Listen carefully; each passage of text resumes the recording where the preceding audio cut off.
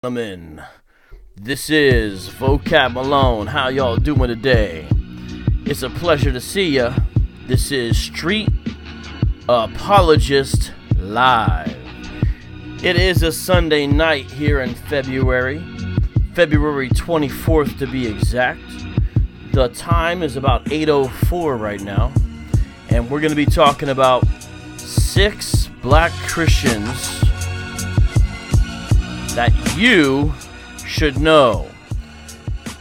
6, you can see their picture right there on the screen. And while this music is playing, provided by Jonathan Soko, please grab this link and share it.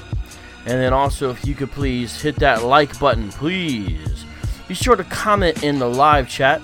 Let us know that you are here. We always appreciate that. And right now you can see my door handle and water bottle, so it doesn't look that great. Some chords. Oh, we just got a downvote. Looks like some members of GMS are joining us.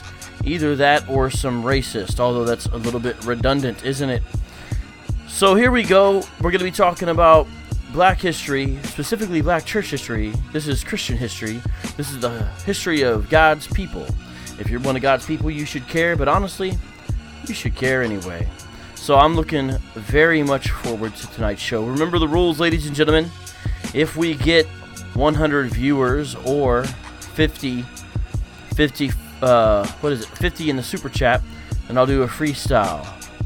You get double that, I'll do 2 freestyles. And I got some brand new beats provided by Jonathan Soko. He brings the heat. Oh, yep, I was right. Everyone be warned, we have been joined by Hebrews alike. That's right, treat him with respect, and we'll have a little bit of fun here tonight. Alright, well with that, I'm going to get right into the first lady of the evening. Well, that sounds weird, doesn't it? You guys know what I mean. She's the one there in the bottom with the circle around her, kind of like a halo. And let's talk about Eliza Davis George. Born in 1879 and died in 1980, although I've also seen the date 1979. So either way, she lived about 100 years. She was a missionary, a church planter, grew up in Texas, studied at Central Texas College. Baptist leaders at the time said they would not send a black woman on a mission. So there's actually a number of things. The fact she was a woman was a problem for them, and the fact that she was black was probably a bigger problem for them. But she did not give up. In 1914, she was finally supported by the NBC. She began serving in Liberia as an evangelist, church planter, and founder of the Bible Industrial Academy. By the 1960s, listen to this. This is why she's a hero of mine. Eliza George, her Baptist Association had 27 churches, 8 schools, and this lady was active in ministry until her 90s. Quite impressive. Quite impressive. So I want to actually go to a few websites to learn more about her. So I'm going to need to share my screen here. Give me a second. All right. Okay. Ooh, not bad. This is fun, isn't it? All right. Let's go to the right thing for her. There, we're looking here. Let me make it bigger for y'all. These are urban apologetic issues, by the way. This is why I cover stuff like this. Most of my audience does understand that by now, but I just reiterate. Black church history issues become apologetic issues when you do urban apologetics. Let's read about her here. Eliza George was an African-American missionary to Liberia and founder of the Elizabeth Native Interior Mission. She grew up in Texas, studied at Central Texas College, where she became involved in the student volunteer movement and made plans to serve in Africa. Her plans were nearly thwarted when she learned from Texas Baptist leaders that they had no intention of sending a black woman to Africa. I mean, you know... Think about this. Apparently, to a lot of Christians, I guess, I mean, what do we call them, right? At the time, it only made sense to send white people to Africa. Apparently, that was the logic. You know what I'm saying? It's hard to look back at this and excuse it. we've got a black woman, but we got all these white missionaries lined up. Make sure those white missionaries get over to Africa. Don't let that black woman go. That wouldn't make any sense. Anyways, they told her that if she wanted to reach black people with the gospel, she could do so at home. Oh, thanks, guys. Thanks. Well, why don't you tell that to the white missionaries? Oh, they wouldn't reach out to the black folks. That's why. Excuse me. She refused to give up, and in 1914, supported by the National Baptist Convention, arrived in Liberia to begin her ministry, which continued for more than a half century. She served as an evangelist, church planter, and founder of the Bible Industrial Academy. Despite her success, however, she faced problems with financial support. In 1919, when a British businessman proposed marriage, she refused at first, but then accepted, having concluded that his promised support was the only means by which she could remain in Africa. I don't know what to make of that. I don't know what to make of that. Someone, ladies in the audience, tell me what to make of that. I mean, that's interesting. I'd like to know more about this. Somebody look up, if you can find Eliza Davis George, find her husband. I'm curious what this guy looks like. Why'd she refuse him? Was there a problem there? I'm extremely curious now. Although they worked together for 20 years, the marriage was filled with conflict. After her husband, well, what's news about that? Sorry. After her husband died in 1939, she was forced to become independent and rely on small contributions given through Eliza Davis George clubs. By the 1960s, the Eliza George Baptist Association had 27 churches. George, that's her last name, remained active in the ministry until she reached her 90s, when the work was taken over by the Liberians. She retired in Austin, Texas. And here's a book about her, right here. Lori Lutt's Born to Lose, Bound to Win. The Amazing Journey of Mother Eliza George, 1980. And also Ruth Tucker, who wrote a pretty good book on the cults, actually. Called, I think, Another Gospel. That's a good book to check out. Guardians of the Great Commission, The Story of Women in Modern Missions, 1988. So, that's good about her. Here, I found another little biography about her from the Western Tract Mission. Let me read this one real quick. She was a woman known as God-woman by the people she served. As a young child, she fell in love with Jesus and was determined to do whatever she felt Jesus wanted her to do. Nothing would deter her, not even the important people in America who represented the mission boards and could have supported her as a missionary to her own people in Africa.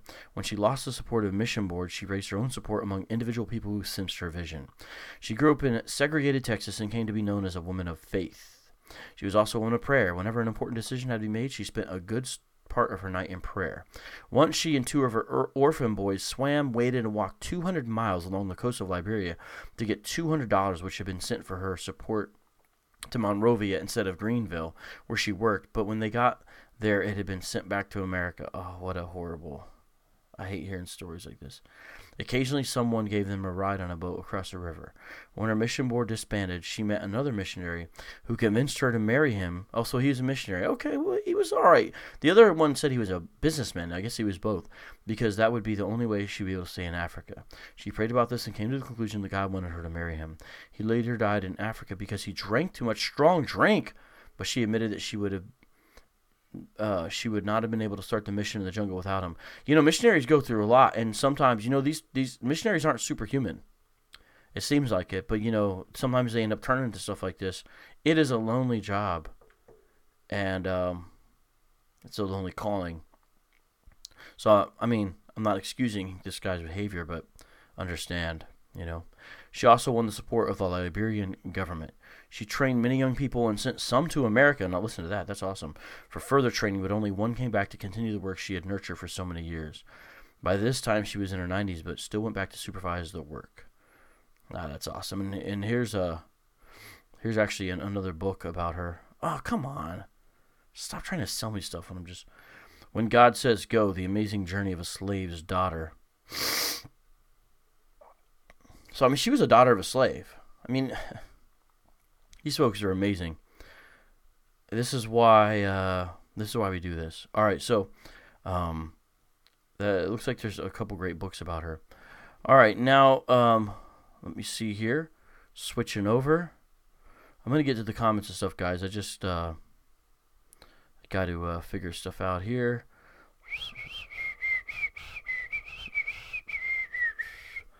All right, switching to the screen again to look at our next person. Mary McLeod Bethune. Let's see what the comments say. Looks like somebody...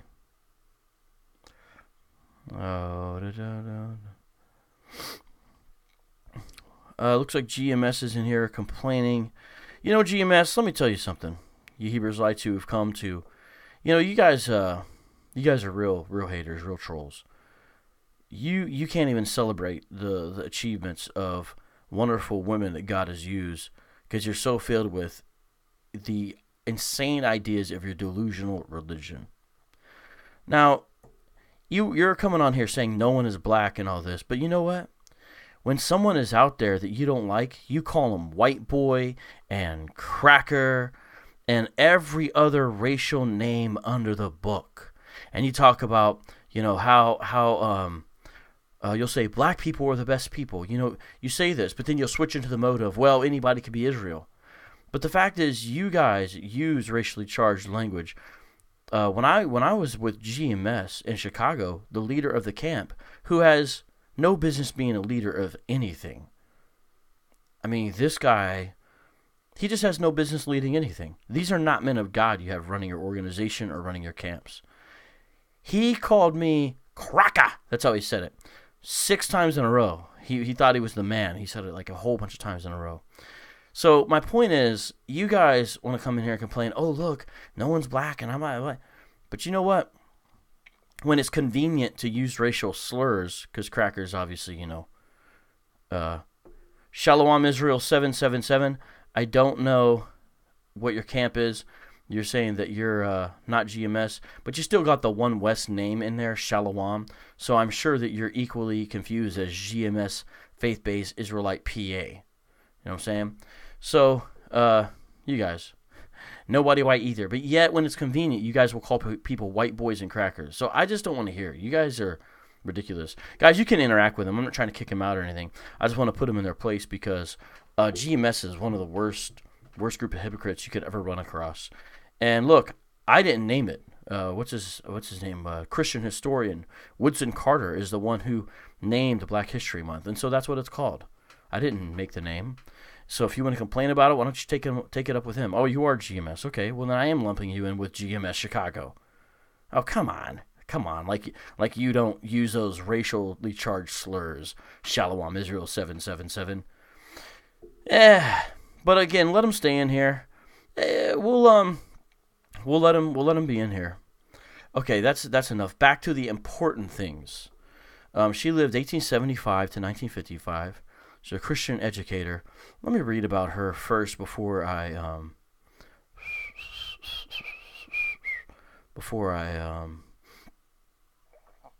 oops. Okay. Delete that. Oh yeah, this is cool about her. She is an alumni of Moody Bible College. By the way, that's where what I was doing when I was in Chicago, when I got to go visit your precious camp there, GMS. I was spending some time at Moody. So here's an alumni spotlight from Moody Bible Institute on Mary McLeod Bethune. And you guys, if you want to know this woman's importance, just to get an idea, type in Bethune. Just type in that last name. And type in school after it. And just look at how many schools are named after her. There's a couple key ones, but just so many because this woman was an educator. This woman had some serious class, some serious know-how, and very, very, very impressive. Let's read about her. Born on July 10th, 1875 in Maysville, South Carolina. Mary McLeod Bethune was a child of former slaves, just like our first person we talked about. Mary was an educator, civil rights activist, and political advisor to multiple U.S. presidents. Imagine going from the daughter of a former slave to being an advisor to a U.S. president. Became one of the most prominent African Americans of early 20th century America. Convinced education was key to narrowing the racial divide for people of color, Mary attended a one-room mission school in Maysville, South Carolina for African American children. She later attended and graduated from Dwight Moody's Institute for Home and Foreign Missions in Chicago, now Moody Bible Institute. Oh, of course it's called Whitehall. Look at that. But it looks like oh wow, there she is with some other ladies. I wonder who's who in that picture. Oh, it looks like that's the class she's teaching. That's what it looks like. Mary founded a school for African American students in 1904, which later became Bethune-Cookman University. Despite the difficult surrounding environment, Bethune's School for Young Girls would become a prominent school to teach both academic and practical skills to black girls. The school taught girls domestic science. The school taught girls domestic science courses, that's home ec, along with business and liberal arts courses. Because of her prominence, she served as an advisor to Presidents Franklin D. Roosevelt and Harry S. Truman. In 1973, she was inducted into the National Women's Hall of Fame and continues to inspire many to this day. Writing her last will and testament, she invoked Jesus' words from the Sermon on the Mount, "Love thy neighbor," a precept which could transform the world if it were universally practiced. Notice that, preaching a sermon to the very end. She preached a sermon with her life. Now, Bethune is well known in sort of secular academic, world, but what they do is they often focus on her as an educator, which is fair enough, but a lot of times they don't talk about how her faith drove her. And here was a presentation on her by a scholar, and I thought this was interesting. Looks like she presented a paper. I've actually, is that the same room I spoke in? No, I've been in that room. I have been in that room. I know exactly where that is. That's cool. That's where G-Con and me and a Cherry took some of the pictures we took before we went out and talked to GMS. Anyways,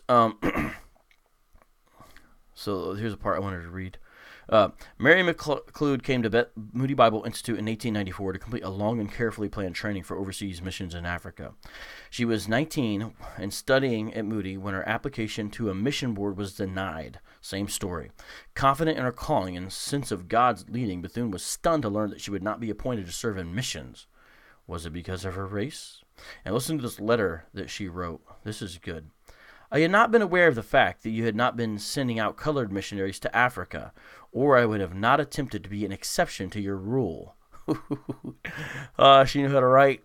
It seems to me that if the Lord Jesus Christ were here on earth in person and wanted someone to go on an errand for him, he would not discuss the covering he has placed upon the bodies of his blood-bought people to protect the flesh he has made. That is a burn. Guys, did you read this? This is what I'm... Who has the moral high ground in these discussions? Obviously, there's no saintly group of people, but the Christ-likeness of the black Christians we discuss when we talk about this, 9 times out of 10 they've got the moral high ground. I mean, look at this burn. It seems to me that who could argue with this logic? It seemed to me that if the Lord Jesus Christ were here on earth in person and wanted someone to go on an errand for him, see, I like how, oh man, he would not discuss the covering he has placed upon the bodies of his blood-bought people to protect the flesh he has made. That's right.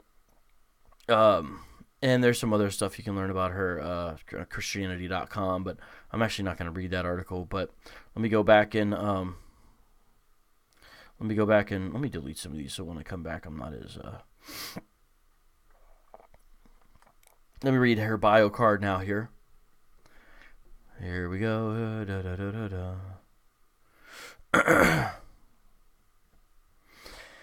Born in South Carolina, educated at Moody Bible Institute, established a school for children of poor black workers in Florida, she later wrote, I had faith in a loving God and a desire to serve.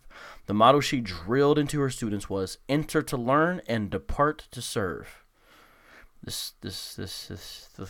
Man, these folks. Mary acted as advisor to several presidents and won numerous awards for achievements as an educator. All right, who we got? Amanda Smith, 1837 to 1915. Author, singer, missionary, orphan care worker, evangelist singer, born as a slave in Maryland. After a momentous conversion, traveled to England to speak, served as a Methodist missionary in India. West Africa. Both places. In her final years, took money from sales of her autobiography to open an orphanage in Illinois. So I've got an excerpt from her autobiography right here, and I'm going to read it in a second. And so she took the money that she got from that to open up an orphanage. I mean, where do these folks come from? You know what I'm saying? These are amazing people. Inspired black and white alike, and was recognized for her ministry to people of all backgrounds. But you know, if I'm going to have some books I'm going to read from. Hey, yo, backpack. Hey, can you help me? Tell me some books to read about Amanda Smith and some of our other folks we're talking about today. Can you help me out, backpack? Do you have those kind of books?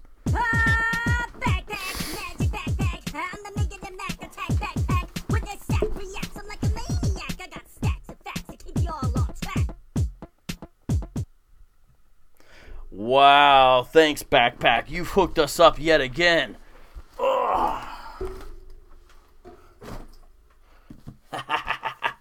Look at this. We got 3 books.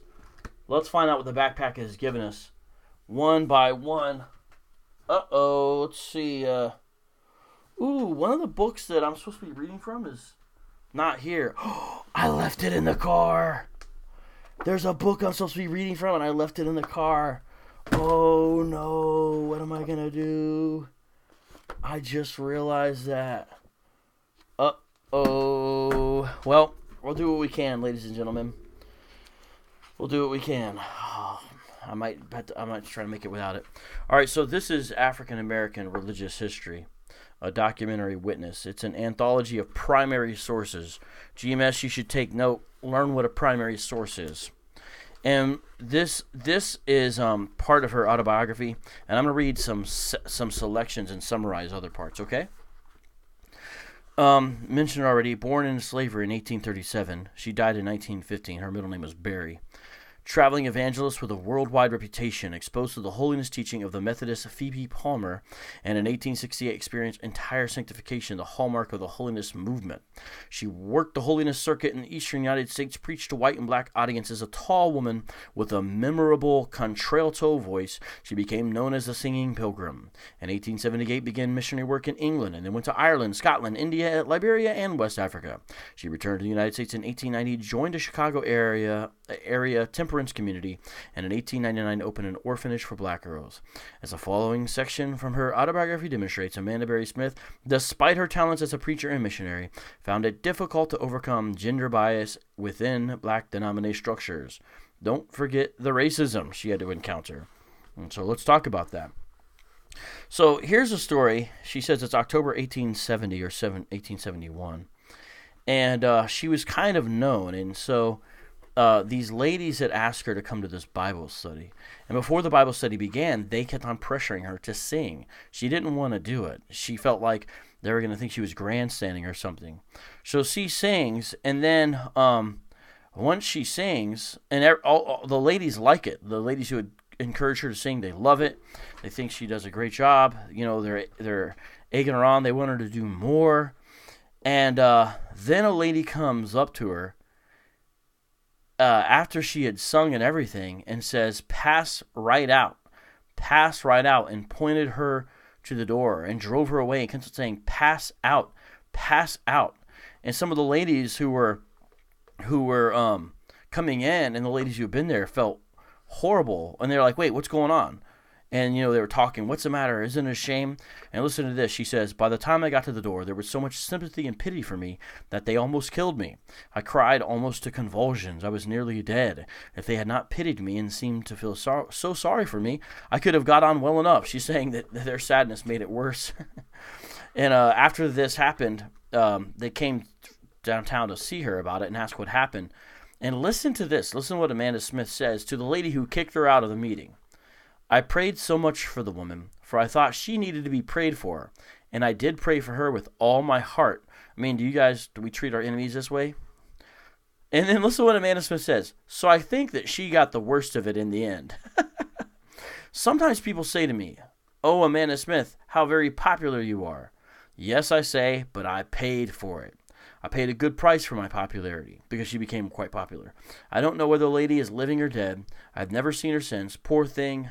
how I have pitied her. I suppose the Lord will get her through somehow, but that is the only time I was ever ordered out of a church from a religious meeting or any other kind.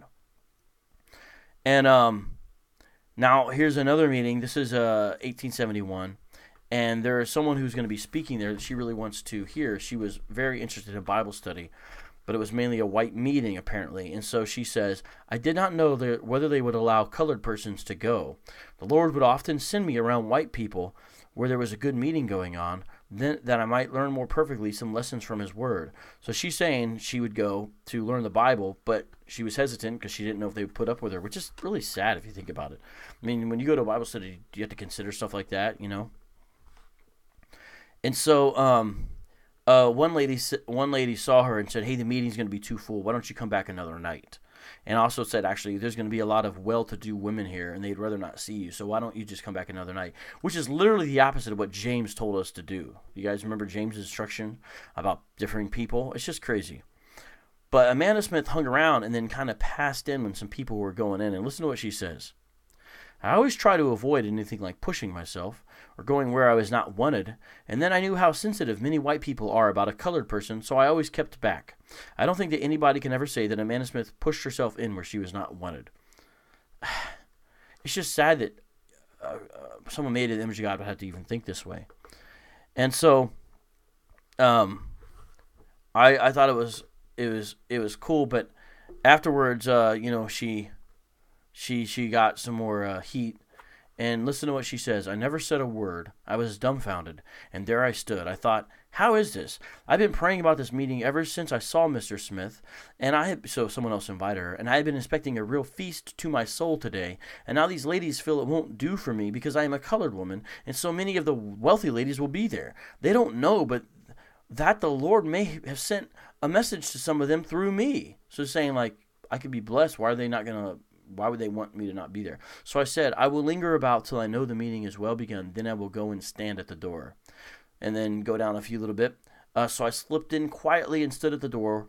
There were a number of others standing up, just as Mrs. Smith was in the midst of her good Bible address. Sure enough, the Lord had a message for me, and I got a great blessing as I stood at the door. Praise the Lord.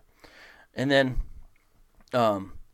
listen to this. This is at the end of it. At the close of the meeting, as the ladies were passing out, that means leaving, one and another came to me and spoke to me and shook hands. Why, this is Amanda Smith. So they knew her because of her singing. Yes. Oh, here's Amanda Smith. Why didn't you sing? And another. Oh, I have heard you. And another. Oh, I wish you had sung such a piece. And another. Why didn't you speak? Because apparently she also had a gift for speaking. And another. I have heard you sing such a piece at Ocean Grove at such a time, or at Round Lake. I was glad for this, for I thought, after all, I have not spoiled the spirit of the meeting. So I guess they made her feel welcome by that.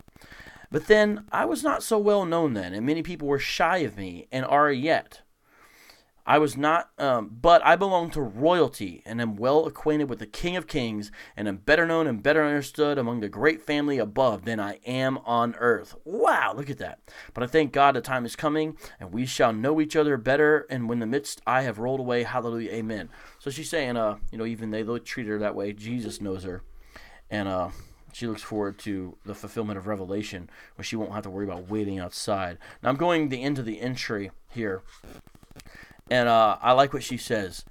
I gave this little story in detail to show that even with my own people in this country, I have not always met with the pleasantest things. Yeah, you can say that again. But still I have not backslidden, nor felt led to leave the church. His grace has ever been sufficient, and all we need today is to trust him. Simply trusting every day, trusting through the stormy way, even when my faith is small, trusting Jesus, that is all. Amanda Smith, bringing it home. Bringing it home. So, these are some pretty awesome people, are they not? I see Lily and some of you guys are found some... I see that some of you guys found her bio. Shalom, Israel. Please cut out with the drama. Pray for GMS, then LOL, since you hate us. And profile us all with hatred, which is technically bearing false witness. Listen, nobody hates you. That's how you talk to people who disagree with you. We don't talk to you that way. So cut it. Just please just cut it out. Just grow up. Cut out with the drama. We disagree with you. We think you're wrong. We find a lot of your behavior deplorable. But that doesn't mean we hate you. We don't profile you. We know the difference between GMS and IUIC. Just please cut it out with the drama. You guys have got to grow up. I came on one of your live streams the other day, and you guys had people there talking about my son. My son who was exposed to drugs at a young age by someone. He was an orphan, and he got adopted, which, is none of your business, but that's his background. He's been through a lot. You guys don't know anything about him, and you guys were talking about him in a disrespectful way. Grown men talking about a minor. So that's GMS. And guess who was there? It was Tahar with his guys. So this is the main camp, and you're going to come in here and whine and complain. Just get over yourself. Please. Please. Please, please, please. So much drama with you guys. Oh,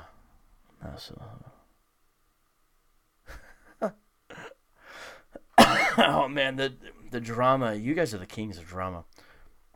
All right, on to Harriet Tubman. Y'all ready for Harriet Tubman? I am ready, and I'm excited to talk about Harriet Tubman right now.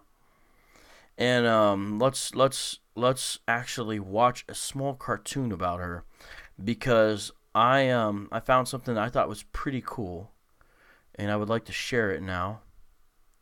Where'd it go? Where is a cartoon of Harriet Tubman that I had lined up earlier? There it is. All right, let's watch this. Now, I know it's a kid's cartoon. The thing is, though, I like stuff made by kids, and sometimes because it breaks down the simplest formula here. And so what this portrays right now is, like, this little clip is almost everything you need to know about Harriet Tubman. I mean, not really, but she had just got her freedom. So she's a runaway slave, right? And she had got her freedom, and now she's in Philadelphia, Pennsylvania. She's at, in essence, what you could call a stop in the Underground Railroad.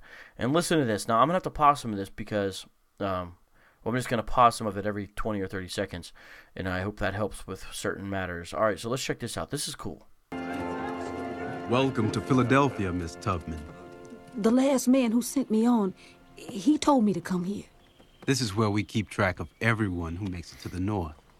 We're sort of the main station on the Underground Railroad. Notice the Underground Railroad has many routes, stations, and conductors. You mean these are all the ways a slave can come north? We gotta tell them. Someone's gotta let the people know how it works. So it's pretty cool, the Underground Railroad. You gotta wonder, if you were alive then, and you were of the majority persuasion, would you have been willing to operate a stop on the Underground Railroad? To me, whoever is doing that, that's the most Christian people in the society. People operating stops, because a lot of white Christians at that time basically had a moderate and mild view of race relations and slavery. That was really not a biblical view. And you see this, and you start to think about it. Harriet Tubman had got her freedom. She could have went to freedom in Canada. What's up, D-New? Or wherever. Usually it was Canada. Why? Because of this Fugitive Slave Act that they enacted, which is a disgusting piece of legislation.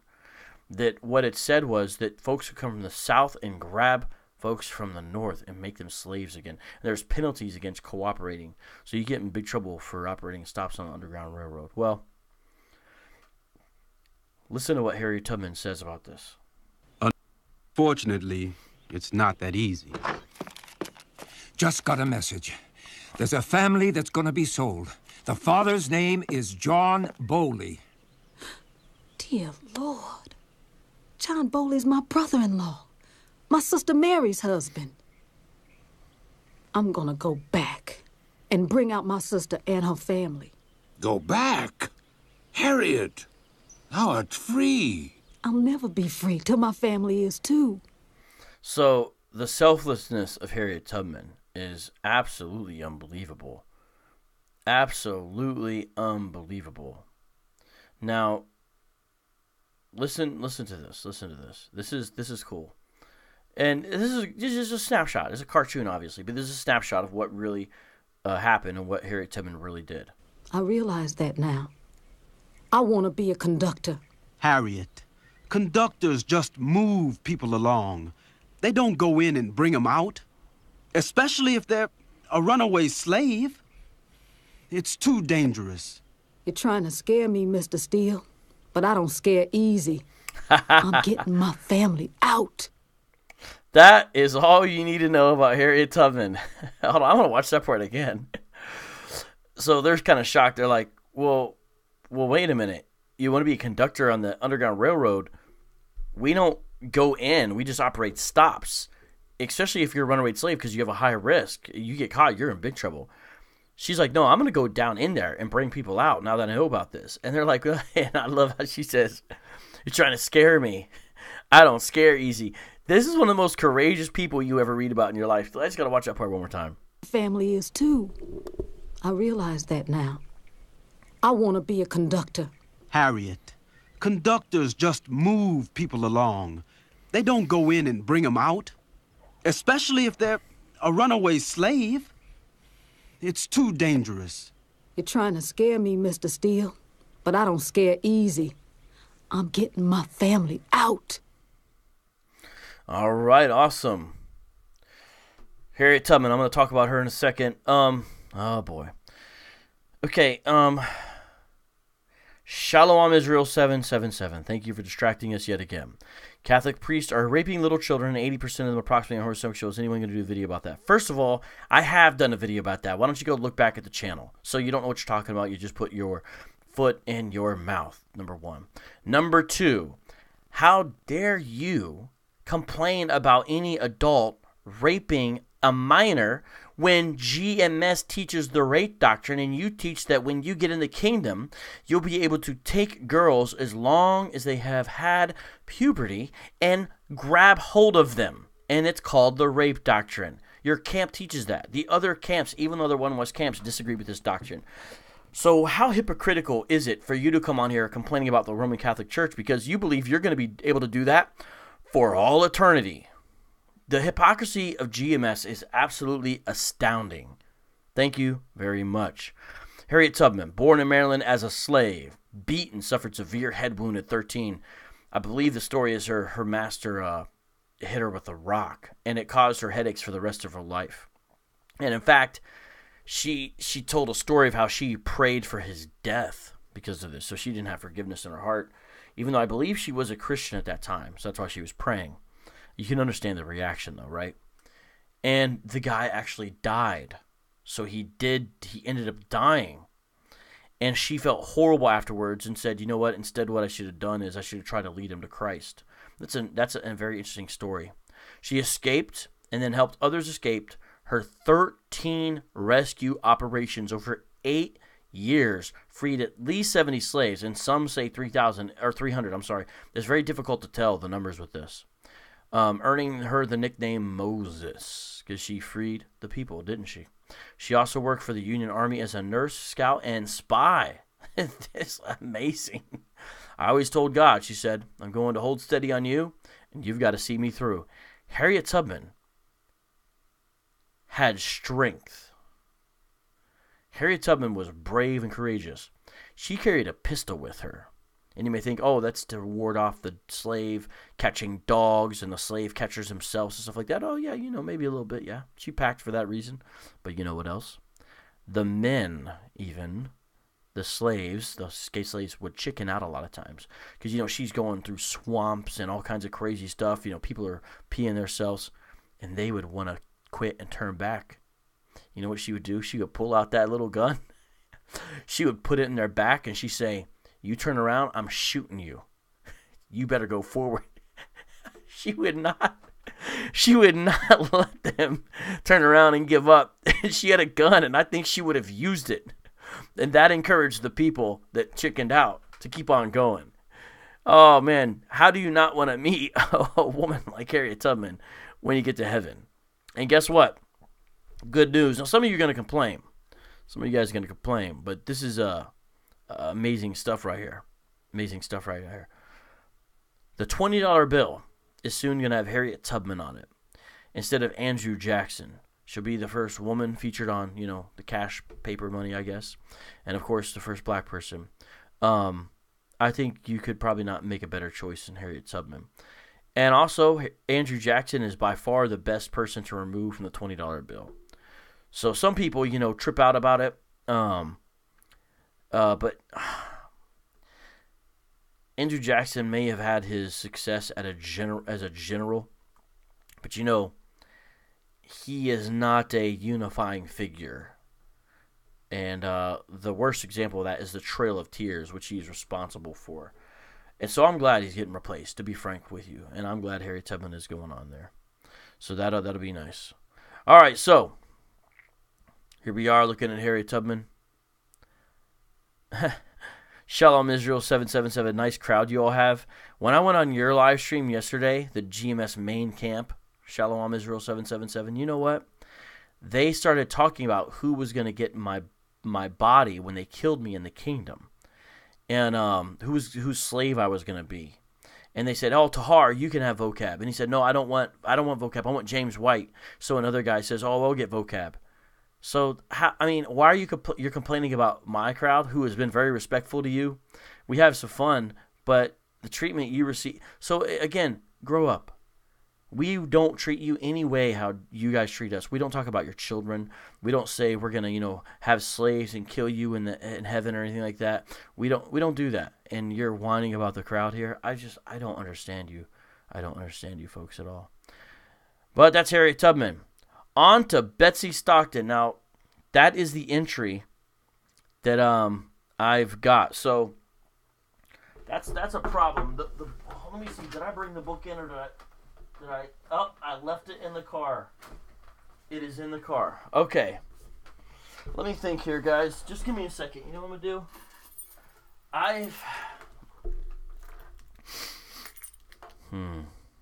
I've got to go get my book on Betsy Stockton.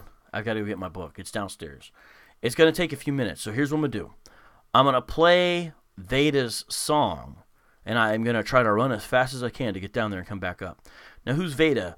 Veda is an urban apologist and also an MC, and he has a pretty dope song. And so I'm going to play his song, so this is going to be like a little time for me to run down there. So let me set this up real quick, and this is our little station break. All right, it's a 4-minute song. All right, so let's see if I have enough time. Let me check the sound level real quick.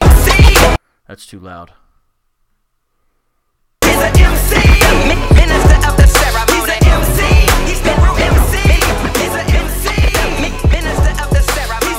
Okay, here we go. Guys, I'm going to be right back. I got to go get this book for our next person. So take a break real quick with Veda, who's going to be at Doctrine for the Block Urban Apologetics Conference. That's why I was playing the song, because he's also going to rap there at the conference. All right, so here we go. I'm hitting the button. Here we go.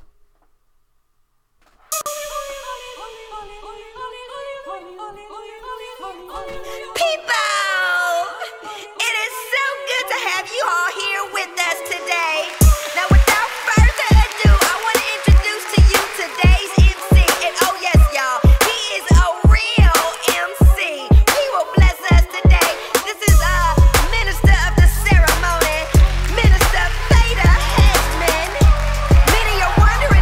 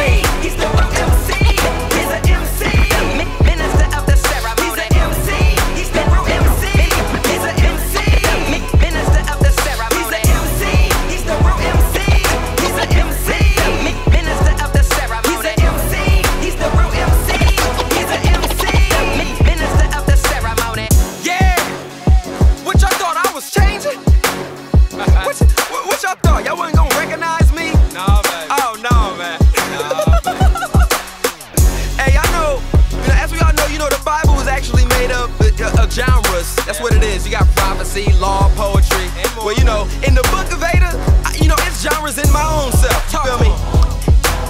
And this genre right here, it's called activity. Oh, Lord have mercy. Oh yeah, it's activity in the Old Testament. That's all the stuff I put out before. And this right here is the New.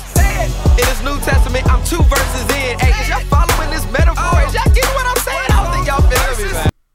We did it. All right. How you guys feeling? Doing all right? Let the song finish. Sorry. Yep, bird being is the word. Thank you for letting them know.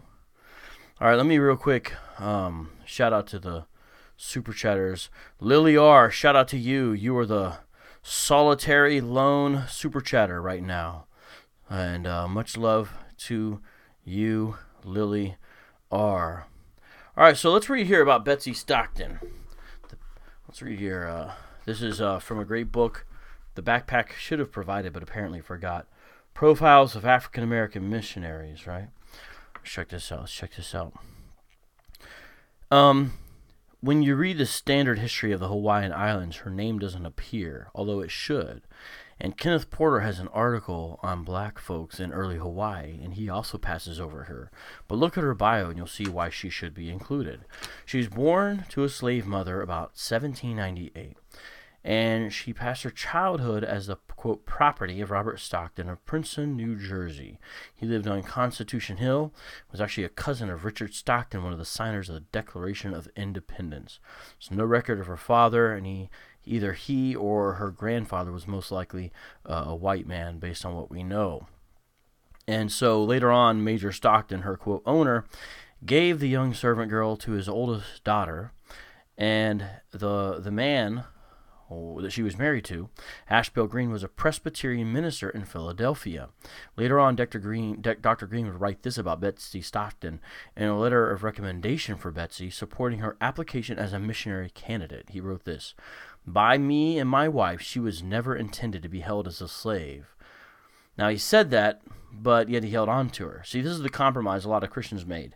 And they treated her good, from what I can read, but never is 100% equal. And it's a real shame. There's a failure of Christianity during this time to recognize full equality with black folks here. Even ones who were abolitionists a lot of times did not recognize the need for a full equality. Dr. Green was an anti-slavery advocate, though, as was his Presbyterian minister before him. And he talks about until she was 20, she didn't really show that she was serious about the Lord. In fact, she's described quite unflattering when she was 13 or 14. But she had a radical conversion. And so, there's a question about her baptism and all kinds of stuff.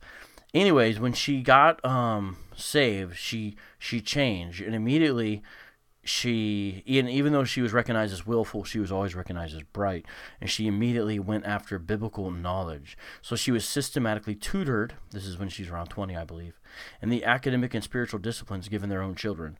So it's kind of, at least that's nice, she was able to be educated alongside the children of the household. So she was basically homeschooled by Dr. Green, and in fact she would do the catechism, Westminster, I'm sure, along with his own sons.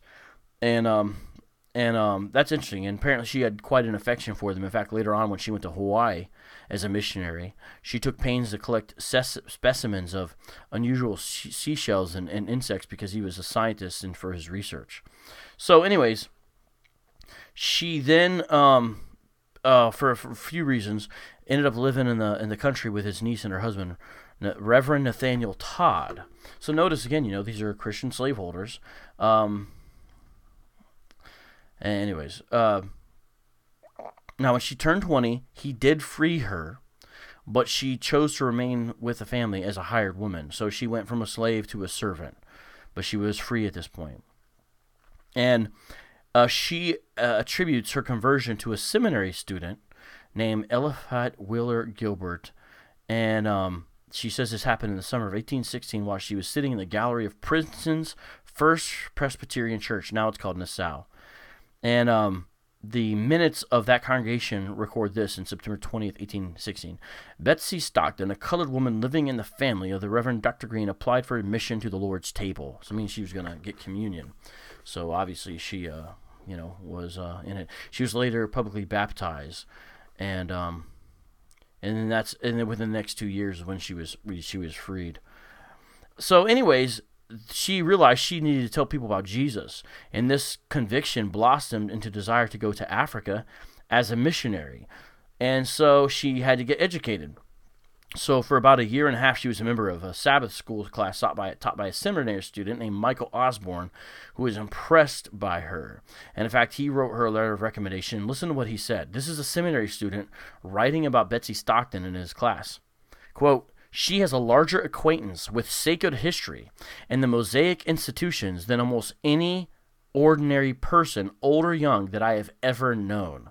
Now, what does he mean by ordinary? He means a non-specialist. He's saying not a member of the clergy or candidate for ministry. He's saying out of all the lay people I've ever met, black and white, old and young, no one knows the Bible better. That's amazing.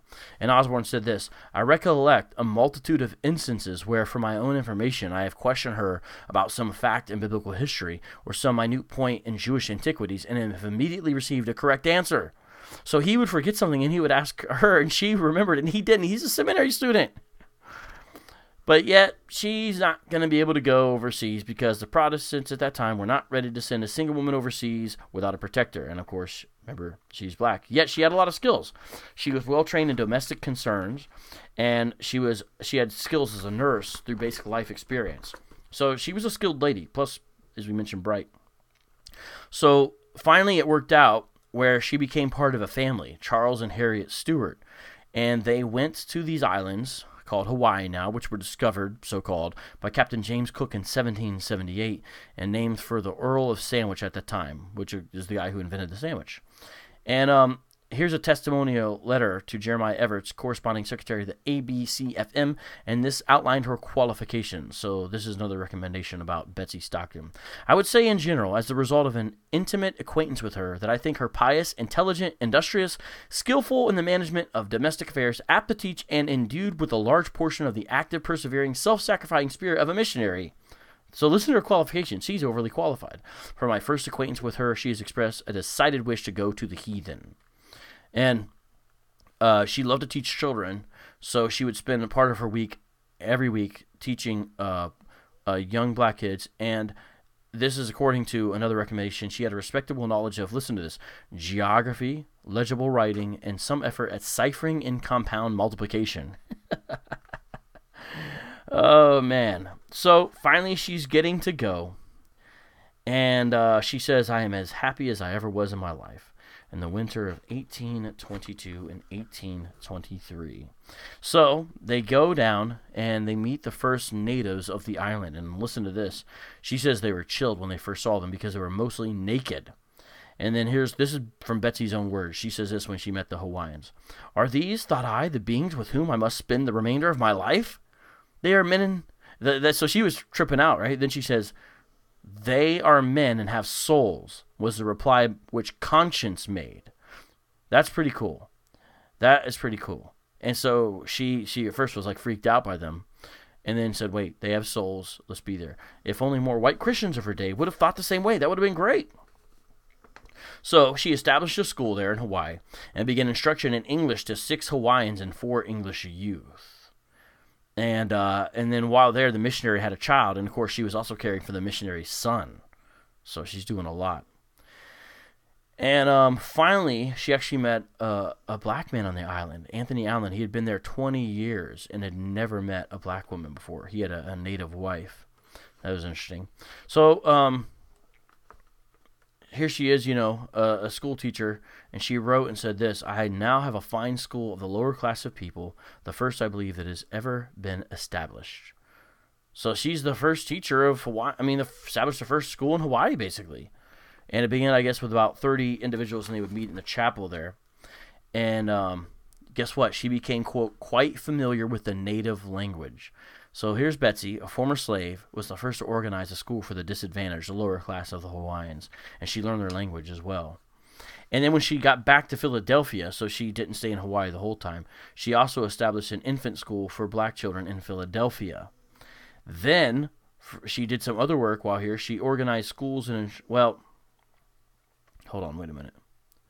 Did she end up doing this? Oh, yeah. Organized schools and instructing Native American Indian children at Grape Island across the border at Canada. What's up, Dinu?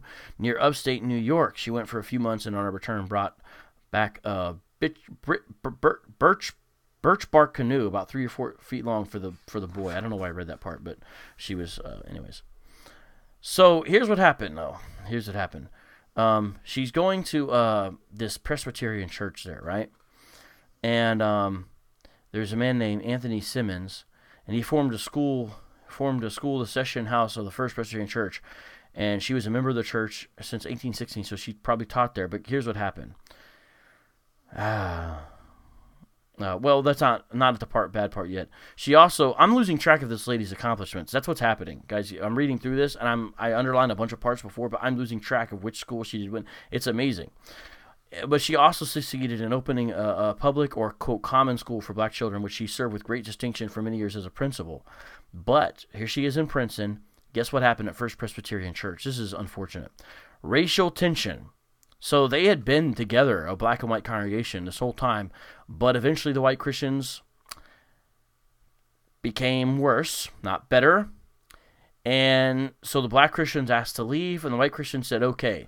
So some of you guys are like, why is there a black church? Why is there a white church? Mainly because white Christians wouldn't put up with black people going to church with them. That's why. So if you wonder why there's a black church and a white church, now things might naturally happen. There's cultural differences, all that kind of stuff, but things would be a lot different if white Christians throughout American evangelical and fundamentalists and mainline history would have said, we can go to church with black people instead of making them sit over there. And usually black people would even put up with being made to sit over there. But when things got so bad, they eventually had to leave. And the white people were like, yeah, that's fine. And then they would try to control their church from afar. It's just really bad. It's just really bad. But this is what happened. I keep on reading account after account about this stuff. So they formed their own congregation a few blocks away. And she wrote a petition. She joined it in 1845 to form their own congregation. And they met for the first time at December 21st, 1845. 92 people formed the First Presbyterian Church of Color of Princeton, which is now called, if it's still around, actually someone looked this up, Witherspoon Street Church. At least that's what it got renamed in 1848. And she labored at the church and in the black community there at Princeton until her death in 1865. She also helped found a Sabbath school for children and young people in connection with the church and was its most faithful teacher for 25 or 30 years. And they all knew her as Aunt Betsy. But if you read her letters and her journal, she is constantly speaking of sadness and loneliness and marginalization. She was a missionary, which makes you lonely as it is. But then also, she was the only black missionary and was never treated as a complete equal by the others. And that's tough. So she had a lot of pain in her life. She had a lot of pain. But she's a superstar, just like someone said in the live chat. Now let's read this little general outline about her one more time.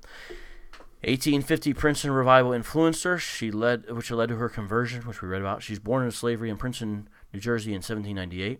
Became the first single American woman missionary. Now that's impressive because she was not only black, but she was the first single American woman missionary. You see what I'm saying? Of any color. So-called teacher of its first mission school, Hawaii, she trained Native Hawaiian teachers, established a school for Native Americans in Canada, taught poor blacks in Philly, and helped found Princeton's First Presbyterian Church of Color. Again, these people are... Oh, there I see it, Lily. WitherspoonChurch.org. I wonder what it's like today. I really wonder what it's like today. That's a very interesting thing. All right, last but not least is Phyllis Wheatley. Phyllis Wheatley.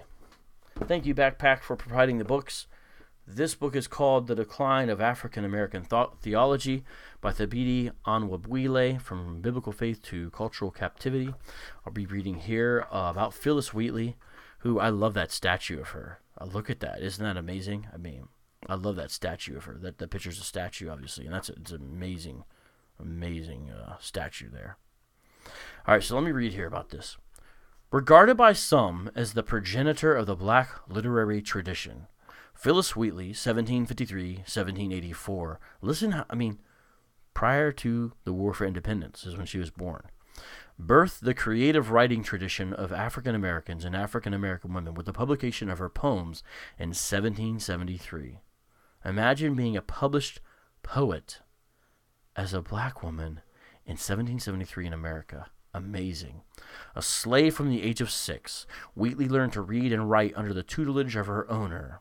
Her most famous collection, simply entitled Poems, reflects a rather sophisticated knowledge of scripture and theology. She was obviously acquainted with the work of preachers and theologians of her period, most of whom were reformed in their theology. So I mentioned that, well, it's in the book. The next one we're going to do here on Tuesday night is going to be folks who are all reformed. So famous black folks of history who were reformed, or you could say Calvinist. For example, on the death of the Reverend Mr. George Whitefield, written in 1770, provided poetic eulogy for the late evangelist of the Great Awakening. So she eulogized George Whitefield, even though he was a slaveholder. While Wheatley and Hammond were certainly more educated, that's Jupiter Hammond, also an amazing poet, were more educated than most fellow slaves of their period, they were reasonable proxies for Protestant theological thinking prevalent in both the northeastern white American and the African American church. In a 1767 poem entitled "To the University of Cambridge in New England," Wheatley demonstrated a rather articulate and orthodox view of the gospel and the work of Christ in salvation. So Thabiti does a good job here of drawing out some of her theology by her poetry, which I really like how he did that. So notice again, a lot of the famous people who accomplished a lot, I say famous, I don't know what I mean by that, but who accomplished a lot within black history are driven by a Christian faith, or that's a big part of who they are. A lot of times that does not get spoken about, unfortunately, as much as it should, so I'm trying to change that by God's grace. Her work was all the more impressive considering she was only about 13 at the time of its composition. Now what are 13-year-olds doing? She wrote this, so this is her poetry. Students, so she's writing to students here at Harvard. Students, to you 'tis given to scan the heights above, to traverse the ethereal space, and mark the system of revolving worlds. Still more, ye sons of science, ye receive. Just saying, you guys are here studying science in the heavens and stuff. Continuing on with her poem. The blissful news by messengers from heaven, how Jesus' blood for your redemption flows. See him with hands outstretched upon the cross. Immense compassion in his bosom glows. He hears revilers nor resents their scorn. What matchless mercy in the Son of God! When the whole human race by sin had fallen, he deigned to die that they might rise again, and share with him in the sublimest skies, life without death and glory without end. Wheatley admonished the students of Harvard, commonly referred to by its location as Cambridge, to pay more attention to the blissful news by messengers from heaven than to their studies in science. I like how she wove that together, Shai Linne's wife, Blair Lynn, has a poem about that, actually, off of one of his albums. This blissful news was the good news of the gospel of Jesus Christ, and the substance of that good news, Wheatley clearly posited, was the substitutionary atonement of Christ. She seemed to marvel at the matchless mercy displayed in Jesus' blood for your redemption flows, and promise of resurrection as he deigned, I think that means designed. What does that mean, somebody? D-E-I-G-N apostrophe D. That's obviously some kind of thing we don't use anymore. What's that mean? I bet it means designed. He deigned to die that they might rise again, or purposed.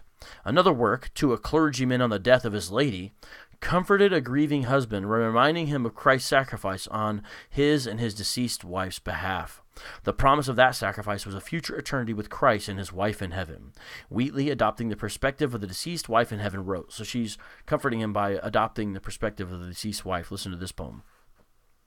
Oh, come away, her longing spirit cries, and share with me the rapture of the skies. Our bliss divine to mortals is unknown, immortal life and glory are our own. There too may the dear pledges of our love arrive, and taste with us the joys above. Attune the harp to more than mortal lays, and join with us the tribute of their praise. To him who died stern justice to atone and make eternal glory all our own. He in his death slew ours. Ooh, that's good. He in his death slew ours. That's the idea of the death of death. Jesus' death kills death. That's a great line. He in his death slew ours. And as he rose, he crushed the dire domination of our foes. Vain were their hopes to put the God to flight, chain us to hell, and bar the gates of light. Ooh, nice. For Wheatley, through the voice of the deceased wife, the death of Jesus was an atoning answer for the justice of God, who died stern justice to atone. Wheatley's picture of God's justice being satisfied in the crucifixion of Christ indicated her familiarity with historical Christian understanding of the atonement. That historical orthodoxy required the offering of a perfect sacrifice to propitiate, that's a big word, the wrath of God on behalf of the penitent faithful. That substitutionary atonement secured ultimate victory over the death owed by the sinner, spiritual foes desiring our banishment to hell and eternal glory all our own. Phyllis Wheatley affirmed that conception of the person and work of Jesus in her poetry, and likely represented the religious idea of most of her northern black Christian writers of the period, who were exposed to the strong Orthodox Calvinist theology dominant in the era. Let's see, someone you may know looked it up. Dane, do something that one considers to be beneath one's dignity. Oh, so I was wrong. That's interesting. Wow, that's really interesting. Do something that one considers to be beneath one's dignity. Wow. Huh.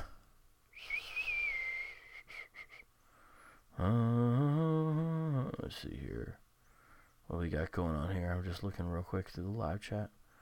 Oh, do something that's beneath you. Jonathan Crocker, the answer is not really. They do not care.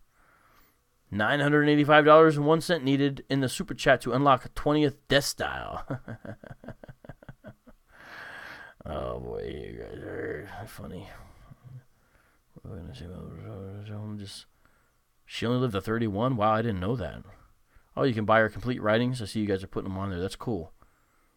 Oh, good. Nate dropped the link in there for the Thabiti book. That's great. Wow. Very interesting comments here. Just checking out what you guys wrote here. A lot of interesting comments. Okay. Now let's see what time it is here. All right. You know what? I have one other thing that Wheatley wrote that I could write. Wait, did I? Oh, I forgot to read her card, didn't I? Oops, let me put that back up. I forgot to read her card. Let me put that book up real quick. Oh, where'd it go? Yeah, I forgot to read her card, didn't I? Sold into slavery from West Africa. I forgot to talk about that. That's she actually came from West Africa. Raised in Boston, learned Greek, Latin classics. First black woman to publish a book. Poems include a tribute to George Whitefield, The Cruelty of Slavery. Oh, she has a great poem on the cruelty of slavery. God's Providence, as in, so this is an interesting piece right here, on being brought from Africa to America. And I think she's only 13 when she wrote this as well. But listen how she is like Joseph here. Genesis 50:20, I think, is a scripture that matches well with this. 'Twas mercy brought me from my pagan land, taught my benighted soul to understand that there is a God and there is a Savior too. Once I redemption neither sought nor knew. She's saying God sought her out. Beautiful, beautiful stuff, Phyllis Wheatley. All right, now, let me put this up here in the corner. I don't think I'm going to read the last thing here by Wheatley. Here, let me make this a little bit bigger. Oh, come on. I hate when it goes the wrong way. Oh, have some moderation in the... Ooh, right about... That should work. Okay. Well, what I was going to say is, I've got one other thing right here. Wait, where is it? No, it's right over here. It's where she writes a letter to a Native American Presbyterian, which is kind of interesting. But I'm not going to read the whole thing. Yeah. Let me read a couple lines, though, that she wrote, okay? I will do that in this letter to a Native American Presbyterian. She says this. In every human breast, God has implanted, this is a letter, not a poem. In every human breast, God has implanted a principle, which we call love of freedom. It is impatient of oppression and pants for deliverance. That's good. That's good. And she says this. She calls the American slave owners her modern Egyptians. She says this. This I desire not for their hurt, but to convince them of the strange absurdity of their conduct, whose words and actions are so diametrically opposite. She's saying that they profess Christianity, and yet it's opposite of what they do, which is true. How well the cry for liberty and a reverse disposition for the exercise of oppressive power over others agree. I humbly think it does not require the penetration of a philosopher to determine. I think she's saying you don't got to be a genius to figure this out. That was dated February 11th, 1774. It's a letter to Samson Occam, who lived 1723 to 1792. And the letter was called Love of Freedom. And again, it's interesting. He was a Native American man who was an ordained Presbyterian. But with that, let's check out what we got going on here. I'm going to take a look here at the live chat, ladies and gentlemen, and see what you guys are saying. All right? How's that sound? I'll talk to you guys for a little bit. You guys have any questions for me or anything you would like to mention? And I'm just looking here through the live chat. Let me give some shout-outs to the live chat. How about that? I never get everybody, but I'll get some of you. What's up, Rox B? How you doing? What's up, Strive to Enter Through the Narrow Gate? What's up, Mark Cleveland? What's up, Joar Perry? What's up, Biblios? What's up, Bird Bings the Word? I guess Shalom Israel 77 is gone, but what's up to you? What's up, Douglas Reed? Good to see you. What's up, Mark Cleveland? What's up, Nate, my man? What's up, Sean Kelly? And what is up to us? Oh, yeah, Ellie Rosenberg. Good. Yeah. And also Bento Fernandez, how you doing from India? Oh, there's Marion Gran. Hey, we got people from all over the world. Alex Medina, what's up? It's good to meet you last night, by the way, bro. Nice. And we also got Amin. Hey, what's up, Amin? How you doing? And we also got... Let's see who else is maybe being active up in here. Just looking through here, guys. Oh, hey. Lisa Tutati from Israel. Wow. Hey, Lisa, are you still around? Oh, what's up, David Doss? How you doing? Man, we really do have people from all over. It's amazing. What's up, Jonathan Crocker? Thanks. Appreciate it. Much love to you. Oh, Sean Kelly dropped something. I didn't see you. Dropped a... Hey, thank you, Sean. All right. Let me check the numbers real quick. Much love on you. Much love, homie. Oh, we're dropping the Hebrew in there, Lisa. I see you. And, of course, Lily R. dropped the super chat as well. And then we got, this is no joke, looking through everything. Crush Luminary. How you doing, Crush Luminary? What's going on with you? And make sure I haven't missed anybody. Oh, Galatians 3:29. You're right. Betsy Stockton was a superstar. We've also got, I think I've given a shout out to everybody that I see. Oh, I was giving a shout out to D New every time I mention Canada, and she's not even in here. Hey, what's up, someone you may know? Well, whatever. Yeah, we got, oh, Miss Piggy. Hey, what's up, Miss Piggy? How you doing? Right on. Hey, thanks. Yeah, appreciate you. Much love back at you, Jonathan.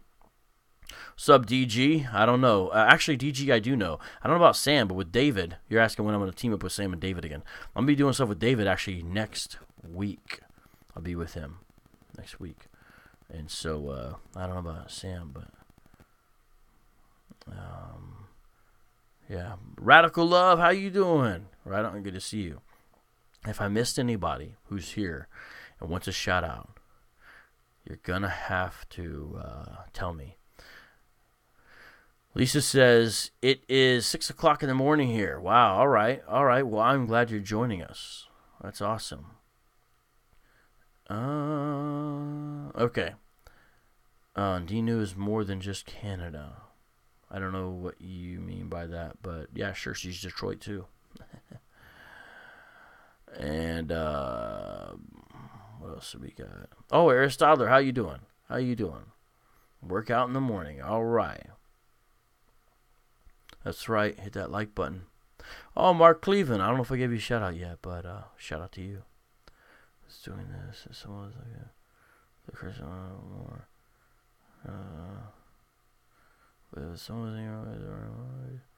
Yeah, Aristotle. I like what you said there. How's the pre-atheist videos going at Vocab? Pre-atheist. Oh, we're doing the rap first. We're still working on the rap. Everything's going to take a while. Sean Kelly says, can I do a video on the G3 conference? Ooh, oh, what's up, Rebecca Jones? I see you too. Oh, you don't even know what you're asking with that, bro. Look, Sean, I don't know what your perspective on this is, so you might not, might not be 100% happy with,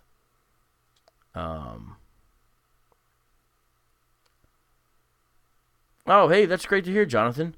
Vocab, you have no idea the impact you've had on my wife and myself concerning theology and how important it is. Thanks. Praise God. Hey, I love hearing stuff like that. That's awesome. Praise God. Thank you so much. Yeah, Washingtonians are more than Starbucks, I know. Ask David to unblock me from live chats, please. I'll try. I don't know. David's got so many on there. It's hard. I don't know. I don't know either. What's up with our tulip video? Oh, you guys, I put out so many videos. It's not. Oh, atheist debates. You want me to do more atheist debates? So, Sean, I don't know your perspective on these things.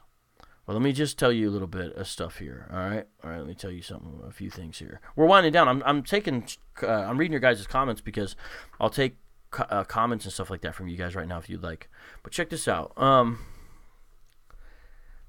In these discussions that are going on recently, some of you guys don't know about what we're talking about here. With all the, social justice side and the Reformed gospel side and all this stuff going on, I often find myself in no man's land. Meaning, I have criticisms for both sides. Now, if I had to end up picking a side, I would end up doing it with the folks who I know and cherish and honor on the so-called woke side, and I'd roll with them, and I just would ask them to allow me to kind of be my own man within that realm, and also to be allowed to criticize some of the fringe players in that discussion. I'm not saying they're right about everything. It's a mixed bag. But I find them, even though not as, sometimes it's not, some of the statements made aren't as careful as I would like, I find them being aware of issues that I realize are important. Whereas the other side doesn't seem to be aware of those issues, and it's problematic. And so I think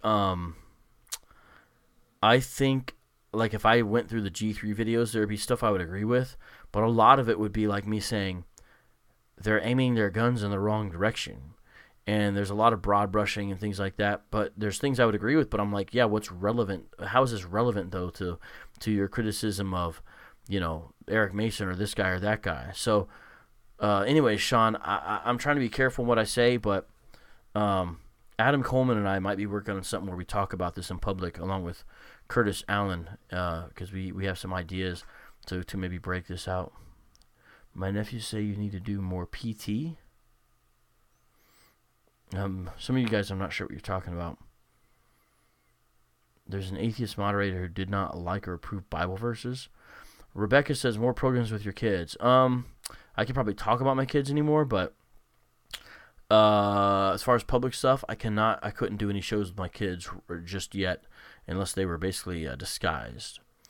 All right, what's up? Nate with the joke and with the super chat. So let's see what we got here for the super chat. Let me double check here. We have got 10. We got 20. Tell you what, Nate. I'll tell you what, Nate. Do we? Nate said. Okay, let me say this real quick. Nate says there's a few times where I was supposed to do or keep track of some of the super chats that were given during premieres, because sometimes you guys give super chats during premieres. So Nate has been saying like those need to be included. I don't know. It's hard to keep track from one to the other. But Nate, I tell you what if I do a freestyle? Can we call it even? That's what we're going to need to do. I'll do a freestyle even though we're only halfway there, and we'll call it even we'll call it even there on the I'm going to do it. Nate, you keep on saying that I owe because of the like a lot of times Lily R and Rocks and some of you guys will do super chats during the premieres. Those are like impossible to keep. Not impossible. I think we should do them, but to count them. But so let me not owe you guys anymore. We're gonna do one freestyle tonight, all right? And then we're gonna go. That's what we're gonna do. All right, let me find it. And guess what? I got a new beat from Jonathan Soko.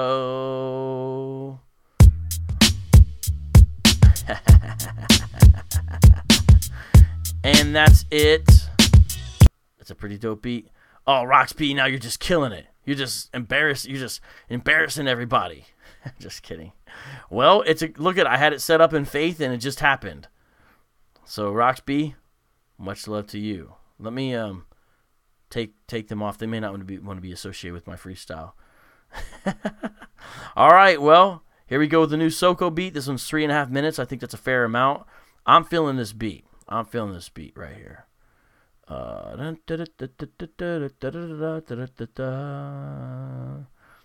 see what you're saying, Aristotle. Maybe you're right. Oh, really? Okay, Roxby, I appreciate that. Thank you very much, actually. Seriously, Roxby, thank you very much. I appreciate that. I see. Thank you. Thank you for keeping track of those. And thanks for letting me know. That's much love on that. Seriously.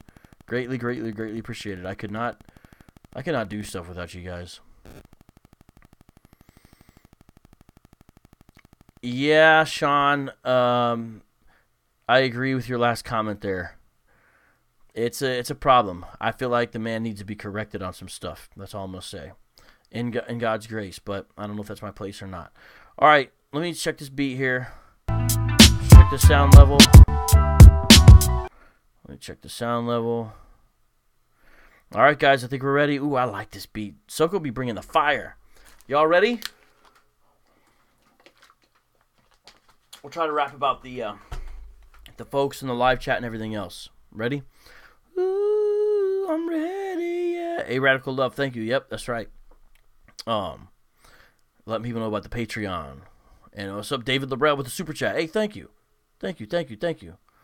Oh, boy. Mark Cleveland, you're going to get yourself in trouble, bro. That's all I'm going to say. All right, here we go. Time to do this thing. Ah! Yeah. Ha! Ha!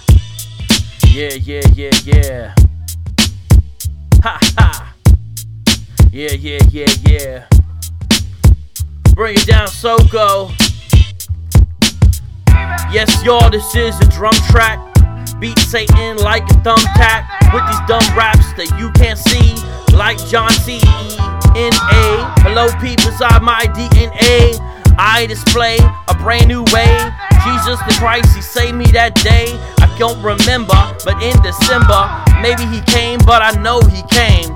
Check this out, let's make famous his thing. Famous like Amos, cookies. Look at the Bible for revival, plus some prayer. Satan ain't a rival, God could squash him dead on arrival. DOA, AOD, what does it mean? I don't know, you see. I'm a real MC, freestyling from the dome. They call me Mr.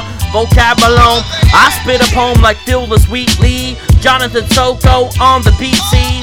Yes, y'all, that's the rub, man. I'm free in Christ like Harriet Tubman. Drug, man, I don't need it. Rock the mic, and now I speed it through like Gonzalez. Rock the microphone with some all of us, like Olive Garden. The beat is dope. It's like James Harden cross over, but no beard. Peep it out, some of y'all in the chat are weird. Satan thought we feared him, but he don't know. The cross cleared him. Yes, y'all, like a big bad hurdle. I'm so fat, I need a girdle. I'm not Urkel, but did I do that? I'm hard like a turtle with these ill hard raps. On top of the track by my man JS. Yes, the beat is so fresh with the little jazz guitar. The beat melts heat like a candy bar in the sun. So I praise the sun, he's blazing sun. He'll shrivel demons up like a raisin one. But Check it out now, he's the risen one. The risen one like Givens and Tyson. Beating up Satan, he'll make your eyes spin like Tyson did to his girl. He saves little boys and girls, black and white, all across the world. So please, homie, don't laugh at the. He saves people from Europe and Africa, and plus everywhere like Asia. The beat is so ill, you could say a blazer. Blaze it up, but not no L. Satan, he took an L, and now he's gonna be thrown into hell. I can spell barely. Check it out now. I see the fair price that you paid tonight is for freestyle. I did not write it right beside it. I grabbed the mic and I feel excited. Live chat, you're all invited, so come on, grab the beat, jump right beside it. Yes, y'all, the vibe is dope. The beat is ill, don't drop the soap. If you ever go to prison, that's my advice. My name's Vocab, not Vanilla Ice. I slice and dice like a Ginsu. Jesus the Christ is on the menu. The evil that men do is kinda wicked. The beat was dope, you know how to kick it. I stick it, and then I rip it, I flip it like an acrobat. Keep me in a few days, I'll be back. Speaking on black history, how does he save? It's a mystery.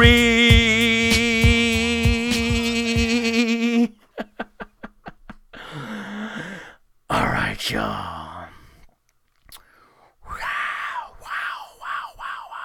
Alright, y'all, this is Dope Times. Much love. It's time to jam out. God bless. Peace out. Talk to y'all later. See you Tuesday when we're going to do our very last live stream. But pay attention to the channel. Got a lot of hot stuff coming. And thanks for the super chat and for the Patreon people. We had a great hangout last night. Shalom, y'all. It's been... Turn your radio up. Whoa. Radio time. Whoa. You're now listening to Street Apologist. Street Apologist. Street Apologist. Street Apologist. On the radio. Street Apologist. Street Apologist. Street Apologist. Street Apologist.